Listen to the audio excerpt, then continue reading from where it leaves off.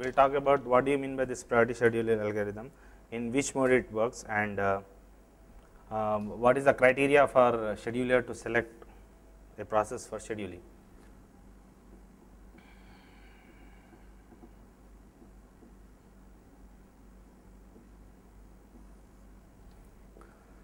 Now, here every process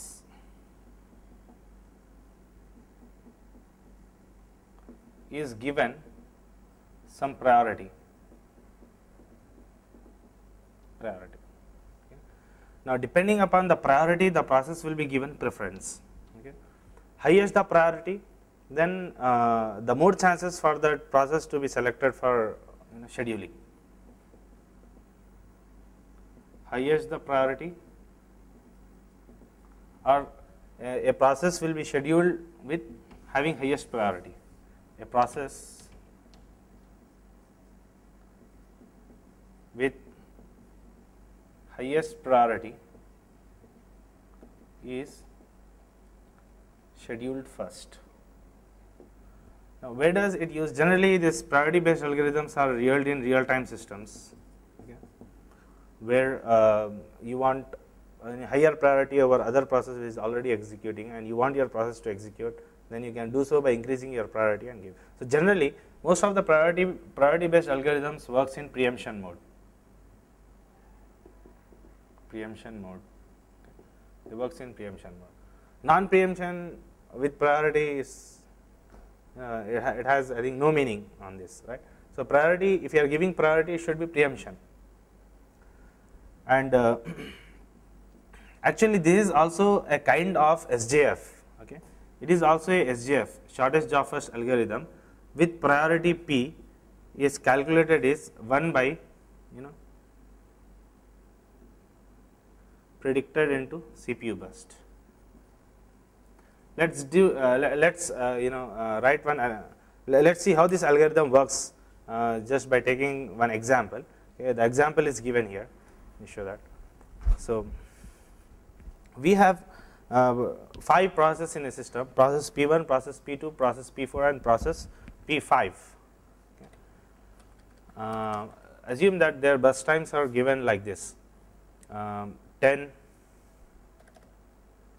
1, 2, 1, and 5. Okay. And I have not given any arrival time.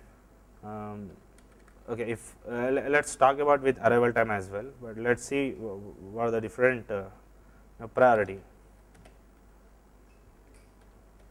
priorities associated with this process, right. So, it is having 3, 1, 4, 5, 2.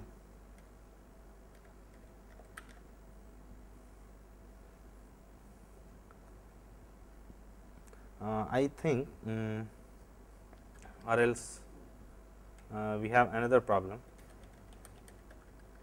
We take this 8, 4, 7, 4.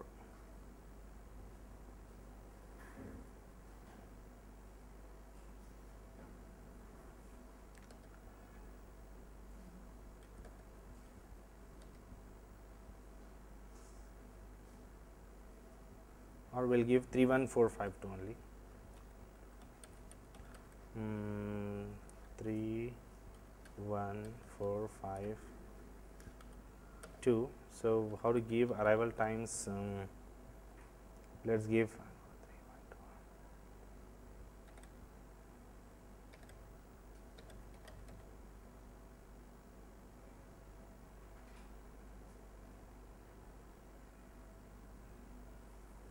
2. Okay. So, assume that this is the different priorities given.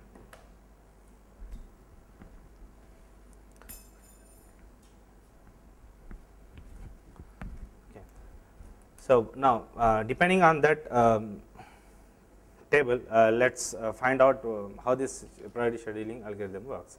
So, priority scheduling algorithm is actually SJF with priority P.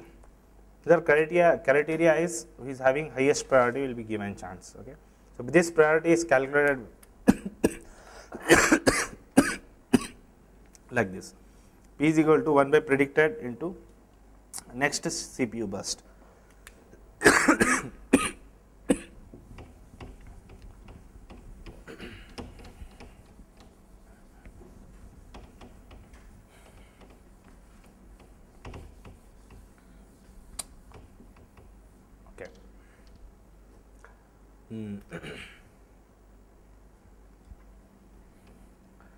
Let's draw a Gantt chart for this process.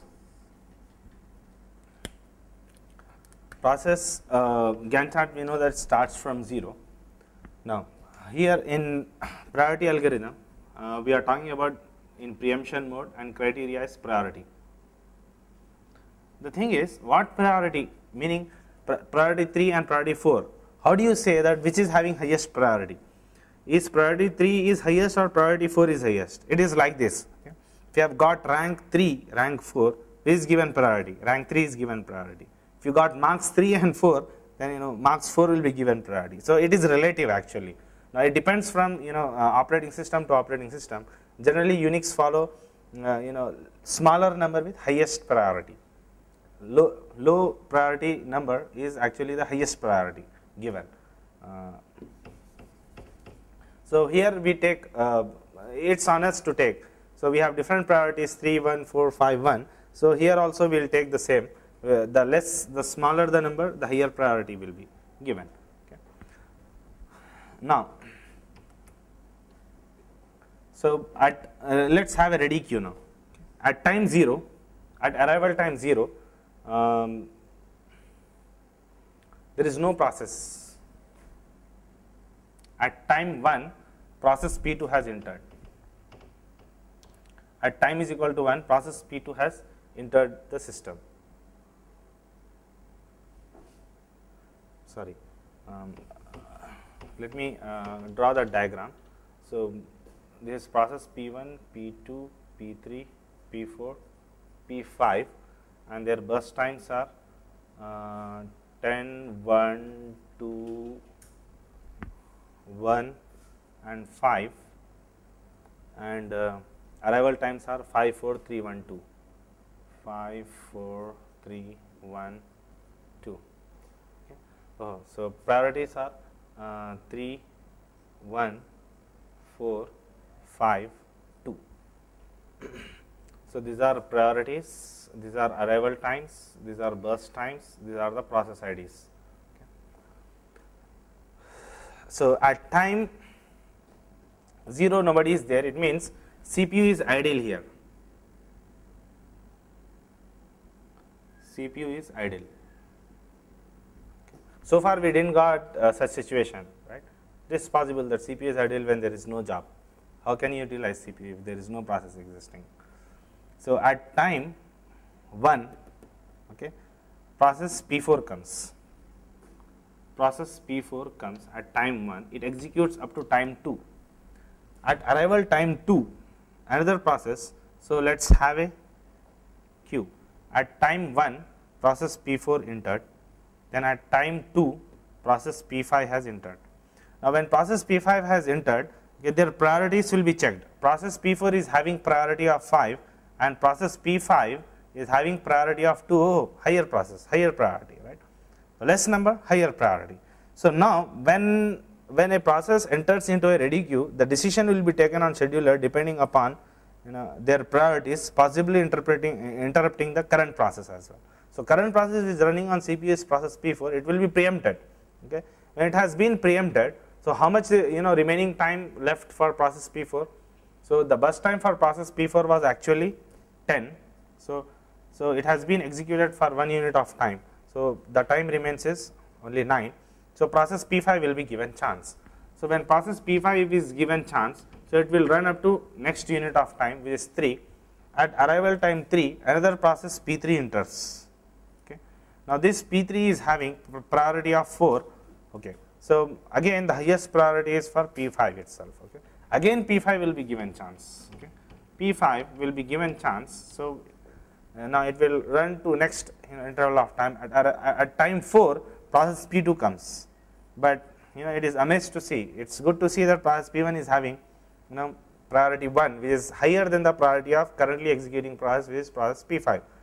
So we know very well that process P4 has been executed for 1 unit of time, and process P5, by seeing the diagram, Gantt chart, it has been executed for 2 units of time. So process P5 is actually having 5, so it has been executed -1, -1. 2 units of time has been executed. Then process P2 which is having highest priority, which is 1, okay, 1, and the burst time is also 1. So, this process P2 will be given chance now. When process P2 is given chance, it will run up to 5. Okay. At 5, so it has completed its execution. So, process P2 is removed from the ready queue. When it has been removed from the ready queue, but at time interval 5, another process has entered. Okay. At time 5, process P1 has entered, and the priority of process P1 is 3, and what is the burst time? It is 10. Now, among the available processes, who is having the highest priority? Okay. So, this has been gone. So, highest priority is given for 2. So, again process P5 will resume. So, process P5 will be given chance. We know that process P5 earlier it has run only 2 units of time. So, remaining units of time is 3. So, it will execute still 3 units of time. So, which is 8. And process P5 complete its execution. So, this is also completed. Now, among the available priorities, which is given the highest priority here, process P1 will be given highest priority now. So, process P1 will be selected for scheduling, and how far it has run? It has remaining time is 10 units of time. So, it will run up to 10, which is 18 units of time. Then this also has been completed. Okay. Then among available, process P3 is having highest priority, okay, and the burst time for process P3 is only 2. So, it will run up to 20 units of time, and process P3 also gets completed. Then comes process P4. What is this process P4? This is a process P4. It has been given chance earlier, but now it has been given chance at last because it is having low priority among all the available processes. So, the process P4 is given now chance which is having priority 5 and burst time. So, earlier it has executed 1 unit of time, remaining is 9. So, it will execute up to 9. So, it becomes 29. Okay. So, there are many preemptions happened. So, now let us find out what is the response time for every process, waiting time of each and every process, and turnaround time, thereby finding average waiting time, average response time, and average turnaround time. So, let us talk about for process P1. For process P1, what is the response time for process P1? Response time is nothing but what is the starting time, okay, starting time minus arrival time. Okay. So, response time for process P1, starting time is 8 and arrival time for process P1 is 5. So, 3 is the response time. Now, what do you mean by waiting time? Waiting time is this. The process P4 initially, process P1, okay, it has been submitted at 5. Okay. Process P1 has been submitted at 5, but it has been given chance here. Okay. So, the waiting time for process P1 is 5 to 8. How can I get this interval? 8 minus 5. 8 minus 5. So, is this P1 available anywhere in the Gantt chart? No, it is not. Of course not. So, waiting time is 3. Now, this is a situation here you are getting response time is equal to waiting time, but it is not necessarily. We will see other processes where you will have different response times and waiting times. So, turnaround time is burst time of process P1, which is 10, plus total waiting time, which is 3. So, 13 is the turnaround time for this process. This turnaround time. Now, let us find out for process P2. So, response time for process P2 is how much? Process P2 response started at time 4, but it has been submitted to the system at time 4. Oh. So, 4 minus 4. So, response time was 0, immediately it was given. And what is the waiting time? Time, it is having highest priority, right. So, no other process will be executed if you have process P2 executing, because it is having higher priority. So, waiting time for always the process which is having higher priority is 0. So, this is also one of the situations. For always, best case will be for highest priority. The response time 0, waiting time 0, turnaround time will be equivalent to its service time or execution time. So, turnaround time is equal to 0 plus process P2 is 1 is equivalent to 1. Okay. Now, let us calculate for process P3. Okay. For process P3, what is the response time? Response time for process P3, let us check here. I have only one. So, process P3 has started at 18, but it has been submitted to the system at time 3. So, 15 is the response time. Okay. But what is the waiting time here? Now, let us check waiting time. So, this is the only place where process P3 is existing. So, here also you will get same waiting time. So, waiting time is 18 minus 3 is equivalent to 15. Okay. Now, from here we are getting, but it is not necessarily the response time is equal to waiting time, because it is a preemption algorithm. Right? It may change. It is not necessarily here. So, turnaround time is waiting time is 15 plus what is burst time for process P3? Burst time is 2, which is equivalent to 17. Now, let us talk about P4. It is very interesting. Okay. Response time for process P4, response time for process P4 is, it has started response at 1 and the arrival time for the process P4 is 1. So, it is equivalent to 0, response time is 0. Now, what is the waiting time? Now, waiting time is total waiting time. Now, here when first this process P4 was given chance, it has waited for 0 amount of time. Okay. But because higher priority process entered into the ready queue, process P4 was preempted and it has been made to wait how long? Till next occurrence of P4, which is here. So, this process P4, because of higher priority process, it has been made to wait this much amount of time. Okay. So, how can I capture this interval? So, 20 minus 2. Okay. So, this total waiting time. So, 0 plus 18. So, here in this case, that is what response time and waiting time is not same. Then turnaround time is equivalent to 18 plus what is service time P4.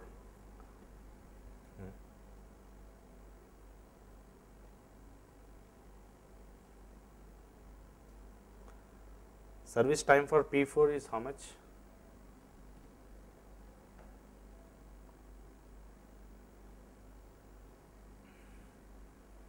Oh. Let us take it as 10. So, then it is correct. Okay. So, 28. Okay. So, P1, P2, P3, P4.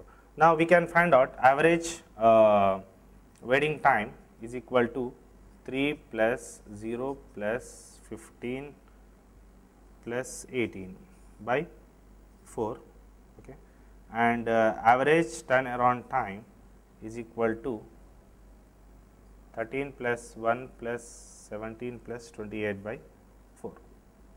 So, when you simplify, we will get the values. So, this is how priority algorithm works, but there are few problems with this algorithm as well. What is the problem with this algorithm? The problem is this.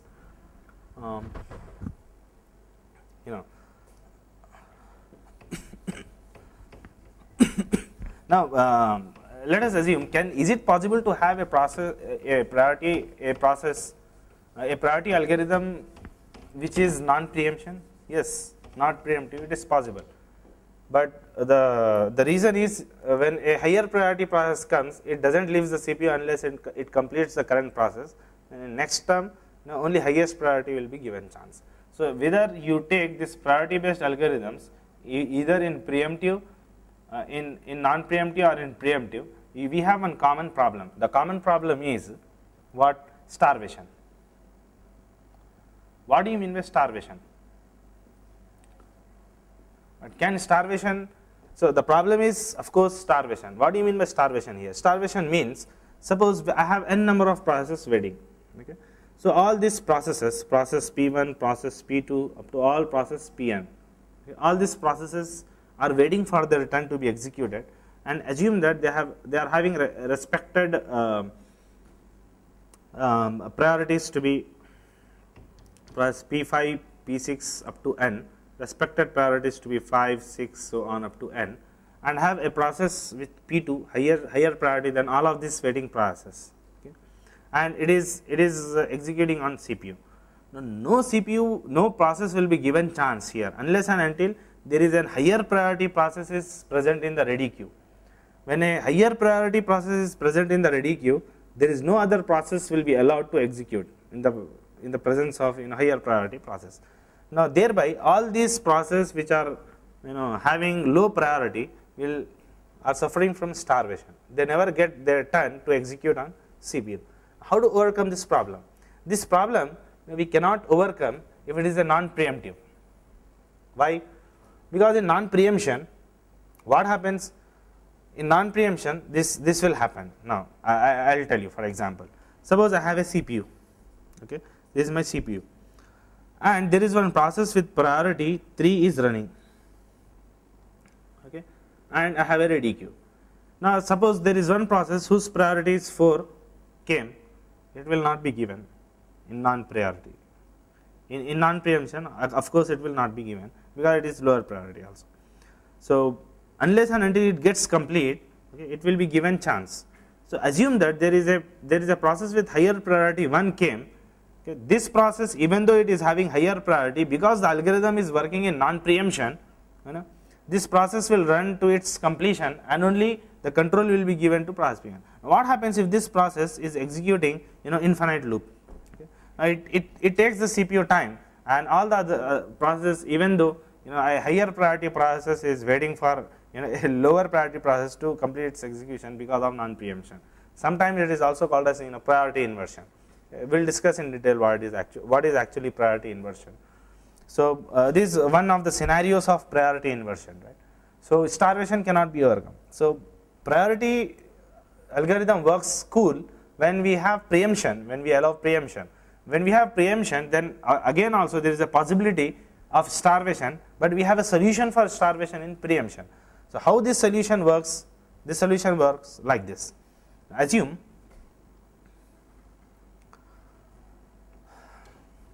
now in preemption mode, suppose a CPU is running a process whose priority is 3 and another process which is waiting 4. Okay. Then another process came 5, 6, 7, all the processes which are waiting for them and having lesser priority than this, okay, will be waiting for it, and thereby starving the remaining process. Okay. So, assume that this is executing infinite loop. Okay.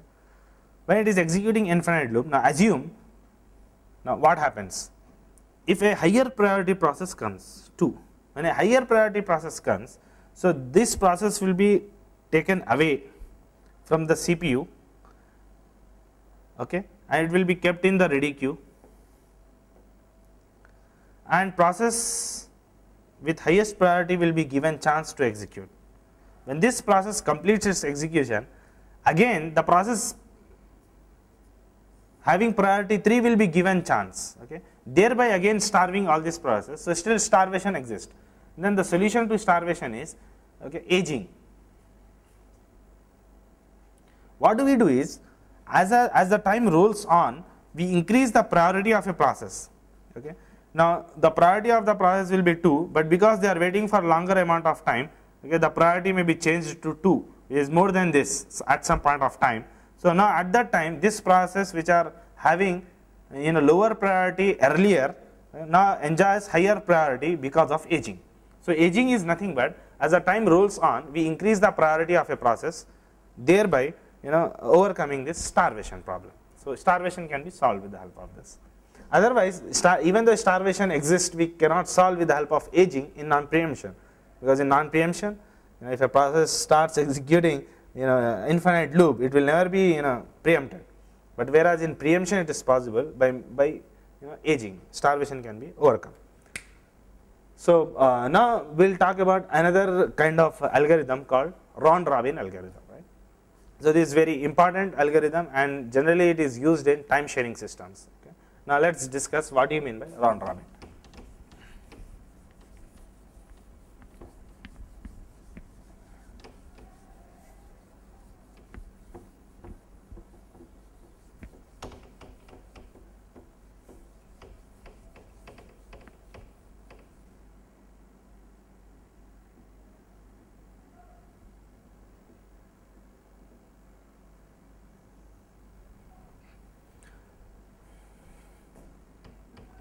Now, in round robin algorithm, generally it is used in time sharing systems. Time sharing systems.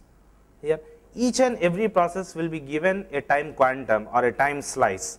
Okay. This time slice is actually the maximum amount of CPU time that can be enjoyed by any process to complete its execution. Now, there is ever possibility that the time quantum which has been given according to this algorithm to any process can be small when compared to its burst time, or it can be big compared to its burst time. Okay. If the amount of time quantum given is small compared to its burst time, then it has to repeat the process twice or thrice to complete in order to get the time slice and complete its execution. For example, okay, like here we will first write every process is given a time slice. Okay. So, what is time slice? Time slice or time quantum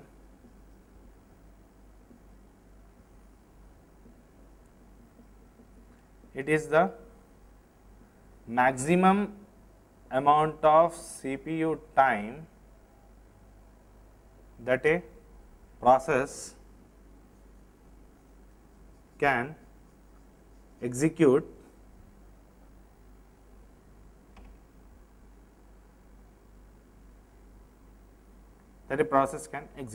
Now, after this time quantum or time slice elapses, okay, again what preemption happens. Okay.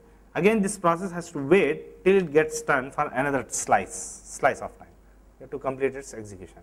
Take an example. For example, there is one process whose burst time is, for example 17, and the time quantum which is given is only 8. So, it means first time it will complete up to 17 minus 8, which is equivalent to 9. Okay, then in second term again 7 units of time will be given, remaining will be 2. In third time we'll get this. This process will be completed will run to its completion, right. So, depending upon the time slice, process will be executing, and the difficult task here is how to select this time quantum. Okay. Now, if we select time quantum, now let us talk about this time quantum difference. First, we will see the working of this algorithm and we will do analysis of it. Okay. So, that would give us better understanding. So, let us take an example. Now, generally round robin always works in preemption mode. When it preempts, when the time slice elapses, then it preempts. Okay. If time slice elapses, then only it will preempt. So, let us take an example and find out how this round robin algorithm works. Now, in round robin algorithm, you have a concept of ready queue here, and this ready queue is implemented as circular queue. So, now let us understand how it is. Here ready queue is implemented as circular queue. So, let us take an example. I have process IDs and their burst times, and assume that arrival times are 0, irrespective of, I am not considering here arrival time for simplicity. So, I have process P1, process P2 and process P3. So, 24, 8, 3 for example. Okay. Now, what happens if the time quantum is 4, what happens if time quantum is 3, and what happens if time quantum is 2? Okay. Now, let us find out for different time quantums the behavior of this algorithm. Okay. How does it works? So, time quantum is the maximum amount of time that can be spent that a process can execute to run to its completion. If this time quantum used to be small than its burst time, then it has to turn for next try. Okay. So, let us draw a Gantt chart for it.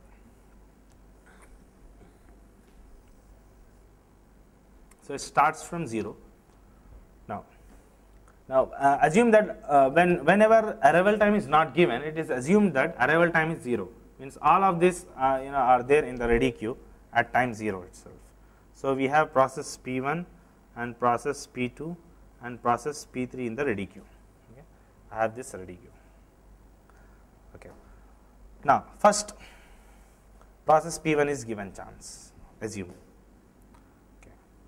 So, now process P1, now here I am taking time quantum to be 4, time quantum to be 4.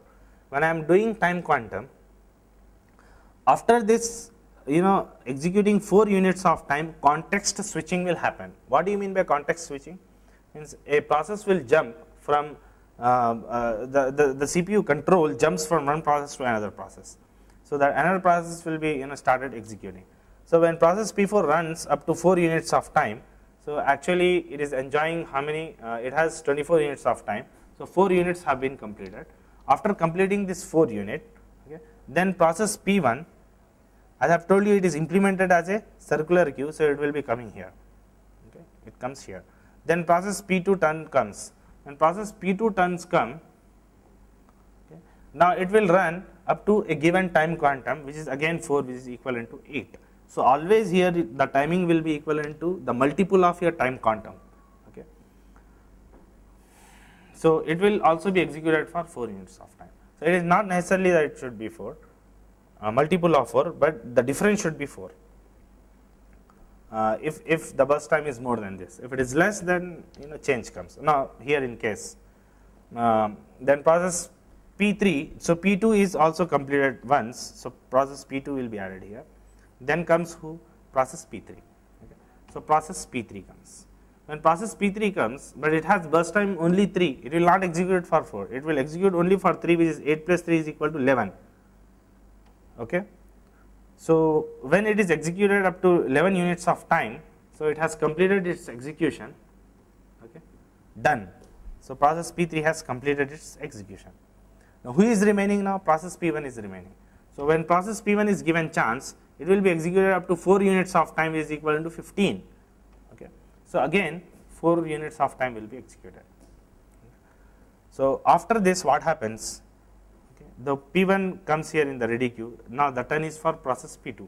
When process P2 comes, okay, again remaining time is 4. So, 19 it will be executed. So, this also gets completed, process P2 also gets completed. Now, we have only process P1. Now, process P1 again it will be executed for still 4 units of time. Okay. So, I have to do this process P1 how many times? So, 23 plus 4 again 27. So, again it goes minus 4. So, 1, 2, 3, 4, 3s are 12. So, 12 2s are 24. So, 1, 2, 3, 4, still 4 times I have to do all these things. Okay. So, plus 12. So, 27 plus 12 is equivalent to 39. Okay. So, it runs up to 39. I think the number we have taken is bigger here, no problem.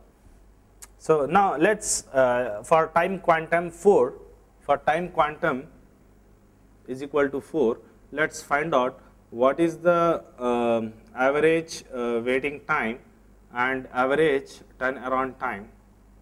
Okay.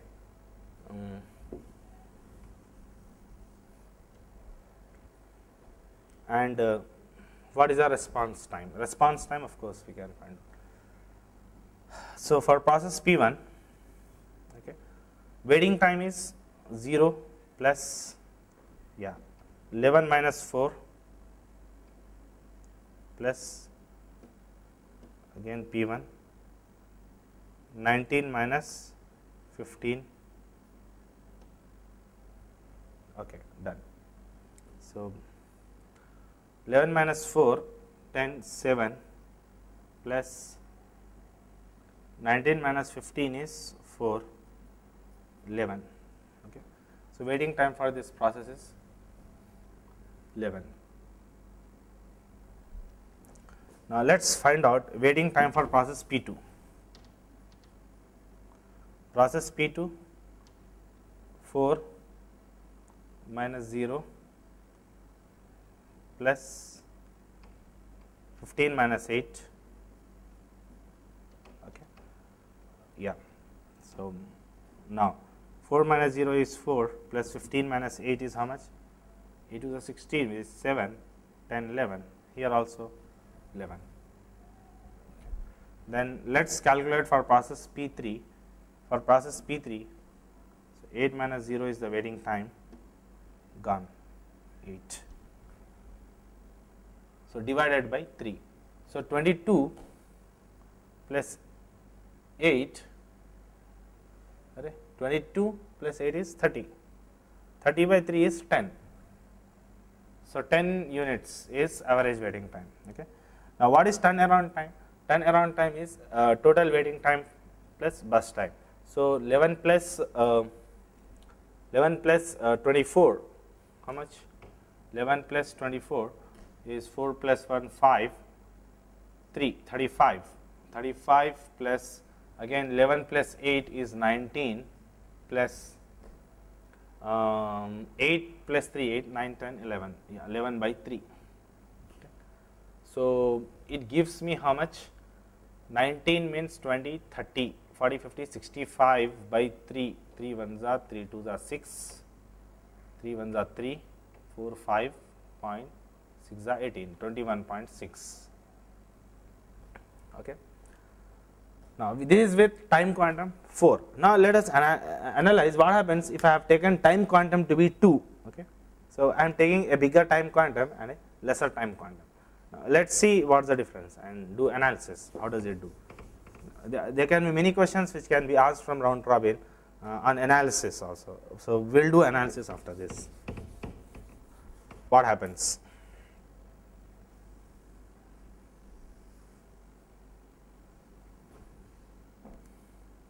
So process P1 will be given chance up to 2 only. Okay.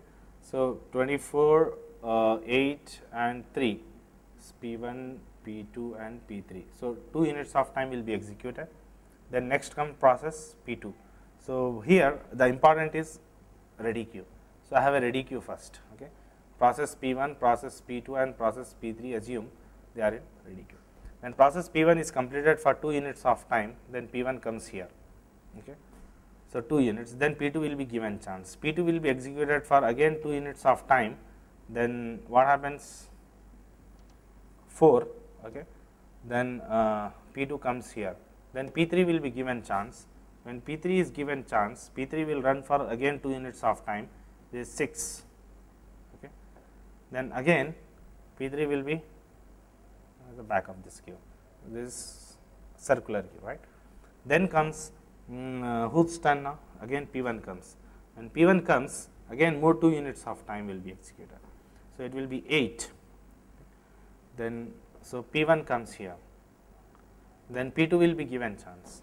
So P2 again it will be executed for 2 units of time. Okay. So P2 will be sent back here. Then P3 will be given chance. When P3 is given chance, it has only 1 left. So it will execute only 1 unit of time.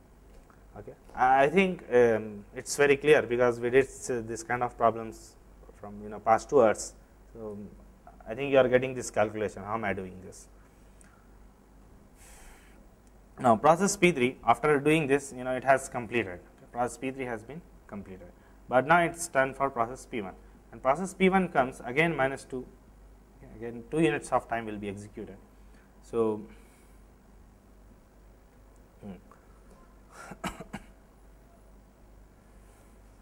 so I am taking this snapshot. Okay. this all snapshot, assume that it is there. So, I have P1 and P2. So, P1 will be executed for 2 units of time. So, 1, 2, 3. So, it has executed already 3. 2 means it is 13. 1, 2, 3 times. Okay, 3 times it has been executed. Again, P1 is bought here. Then P2 is given chance. When P2 is given chance, 1, 2, yeah, this is the third time P2 is given chance, 15. Okay. So, P2 is again coming here. Okay. Then comes P1. So, when P1 comes up to 17, okay. See, context switching is happening after every 2 seconds. Okay. So, P1 is also completed. Then comes P2. When P2 comes, yeah, so it will be executed for remaining 2 seconds. Okay. When it executes for remaining 2 seconds, P2, so it has completed, P2 has been completed. So, so P2 is done, remaining is P1. So, now again 2 times 21, like that context switch happens for every 2 seconds. Okay. So, how much is remaining? 1, 2, 3, 4, 5, 10 means still 14 is remaining. So, 21 plus 14, 14 with 7 context switches here, okay, which I am not drawing here for simplicity. So,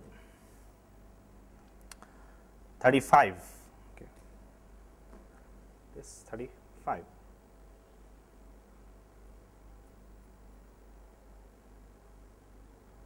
Mm, 21 plus 14 is 35, 20, 35, yes. 24, let us verify 24, 26, 27, 28, 30, yeah, 35, total 35, no problem. So, now let us find out what is the average waiting time here for time quantum is equal to 2, what is the average waiting time and what is average turnaround time of this process. Okay. So, for process P1, let us calculate for process P1. Okay. Response time, of course, response time is of course 0 here, and waiting time for process P1. See, process P1 has got chance here 0 minus 0 plus, yeah, again process P1 has got chance at 6 minus 2 up to here process P1. This is the waiting time for process P1. Then again process P1 has got chance here. So, 11 minus 8. Okay. Again process P1 has got chance here. So, 15 minus 13. Okay. Then process P1 here has again got chance. So, 19 minus 17. Okay. Yeah. So on. So, from here it has got only context switch overhead will be there. So, let us take this as a total waiting time. So, total waiting time of this process P1 is 0 plus 4 plus 11, 8, 9, 10, 11, which is 3 plus 2 plus 2, which is equivalent to 4 or no, this 11, right? 11. So, earlier also we have got 11 total waiting time. Okay. Let us check how for process P2 we will find out.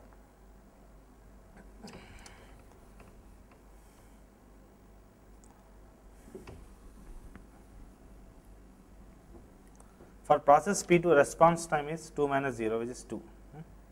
So, waiting time is of our importance. Okay. So, 2 minus 0 is the waiting time process P2, then 8 minus 4 P2, and 13 minus 10, 17 minus 15. Okay. So, which is equivalent to 2 plus 4 plus 3 plus 2 is 8, 9, 10, 11, 12, 13. Waiting time increased here, of course. So, we will do analysis.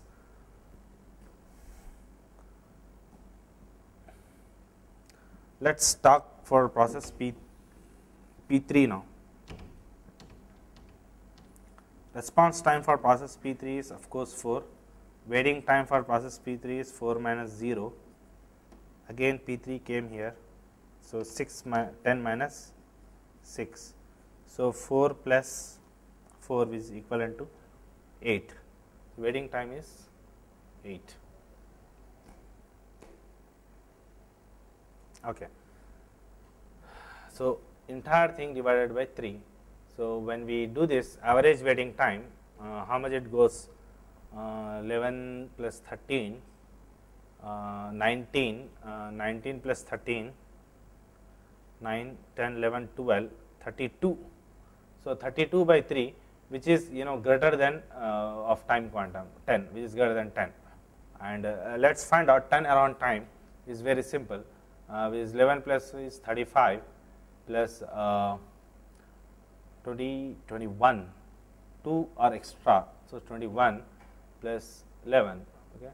So, this will also be greater than 21.6. So, we have got, it means if I am increasing, if I am decreasing the time quantum, because of this, I am here ignoring the context switch time here. Okay. When we are decreasing the time quantum, average waiting time and turnaround time is increasing. Okay. And when we are increasing the time quantum, then average waiting time and turnaround time is decreasing. Okay. Now, the problem here arises, okay, for what choices, for what values of time quantum, what is the actual value of time quantum, what value we have to select as an actual time quantum, we should give good CPU utilization. For that, now the value of time quantum can be large or it can be small. So, what happens in the case of large value of time quantum and what happens in case of small value of time quantum? Now, the time quantum given by the round robin algorithm can be large or it can be small. If it is very, very large, it behaves like first come first serve algorithm, FCFS. So, there will be no difference between if this time quantum is infinity. Okay. It means, what is FCFS? FCFS is a round robin algorithm with time quantum infinite. That is what. So, no preemption here. Now, if the time quantum is very, very small, okay, if the time quantum is small or very small, then what happens? Now, actually, let us draw the diagram and do analysis. Assume that I have a process P to execute. Okay. Now, my process P takes some time T to complete its execution. Okay. But this algorithm has assigned a time quantum of q, a time quantum of q. Now, how can we say that process has completed its execution or process can run to its completion with this time quantum q? It depends upon how this q and t are related. Okay. If q is greater than t, then this process can be executed or it can run to its completion in a single time quantum. First time this time quantum has been given, time slice is given to this process, it can run to its completion. Okay. Now, if this time quantum is smaller than the actual value of t, here in this case, the time quantum is 4 and the value t is big, but here the time quantum t is 3 and q is 4. So, 3, it means it can run to its completion in a single shot, but here it takes multiple shots to run to its completion. So, it needs many times. So, what value of this time quantum I have to fit so that the CPU utilization could be effectively. Okay. So, if it is very small, now what happens? See here. So, assume that I have 3 processes. Take this example. Okay. I have process P1. If process P1 will execute for some unit of time, okay, then some amount of time will be spent on context switching. I am just denoting it with S. Okay. S is the amount of time which is taken to do context switching. Okay. Then another process, P2 will be given chance. When P2 run to its completion, again some amount of time will be spent to context switch S. Okay. So, if there are 3 processes, P3, okay. So, how many context switches are possible? Okay. Now, it depends whether it has been completed or not. Okay. So, now again context switch comes, as again P1 will be given chance. Now here certain amount of time, okay, some delta t amount of time is spent on doing context switching. So if the time quantum is very small, then we have to do many number of context switchings. Okay, when there are many number of context switchings, you know, the actual value, the turnaround time of this process, you know, will also be increased because of this context switch times. Okay, so if the value of q is very small, then there will be more context switches, more context switch overhead. Okay. If it is very big, then it is not called as round robin, it becomes first come first serve algorithm. Okay. So depending upon that, we have to find the appropriate value of q. Okay. So still we will talk, you know, more about this round robin algorithm in the next session, and then we will start mutual exclusion. Okay. So we will stop here.